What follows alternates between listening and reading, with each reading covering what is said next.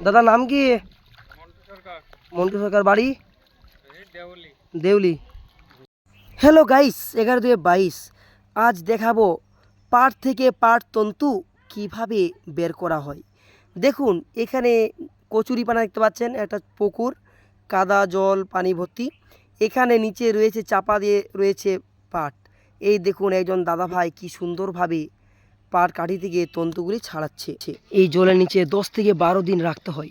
তারপরে এটা পচন ধরার পর তার কাঠির গায়ে যে ছাল আমরা তন্তু বলছি, সেই তন্তুটা দেখুন এই যে দাদা হাতে করে নিচ্ছে, দেখুন সুন্দরভাবে দেখানোর চেষ্টা করছি। এই যে বেঁধে এটা আবার রোদে শুকাচ্ছে, আমি রোদে শুকানোটা দেখাবো। দেখুন দাদা ভাই কি সুন্দরভাবে ছাড়াচ্ছে। আর এই যে দেখতে পাচ্ছেন এই তন্তু, পাট তন্তু থেকে পাটের বস্তা, চট, থলি বিভিন্ন হয়।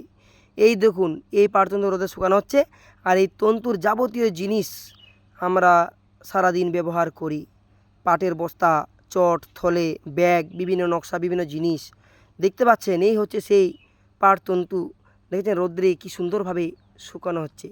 এরপর এটা সাহায্যে জিনিস তৈরি হবে। আর এটা ছাড়ানোর পর যে কাঠিগুলো পাওয়া যায়, সেই কাঠিগুলো দেখতে পাচ্ছেন। এই দেখুন ছাড়ানোর পরে যে কাঠিগুলো, এগুলো প্যাকাটি বিভিন্ন জ্বালনি হিসাবে কাজে লাগে। এই দেখুন রোদ্রে শুকিয়ে এগুলো জ্বালনির কাজে ব্যবহার করা হয়। আর এই পাট থেকে হরেক রকম জিনিস তৈরি করা হয়। দেখতে পাচ্ছেন খুব সুন্দরভাবে, এগুলোকে বলা হচ্ছে প্যাকাটি।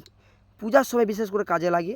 দেখুন দাদা ভাই খুব সুন্দরভাবে পাট থেকে তন্তুগুলি ছাড়িয়ে ছাড়িয়ে আলাদা করে রাখছে। দেখতে পাচ্ছেন 10 থেকে 12 দিন জলের নিচে ডুবিয়ে রাখতে হয় চাপা দিয়ে। তারপর পচন ধরলে সেগুলি এভাবে আস্তে আস্তে করে ছাড়িয়ে নেওয়া হয়। আজ ভিডিও এই পর্যন্ত, ততক্ষণ টাটা বাই বাই।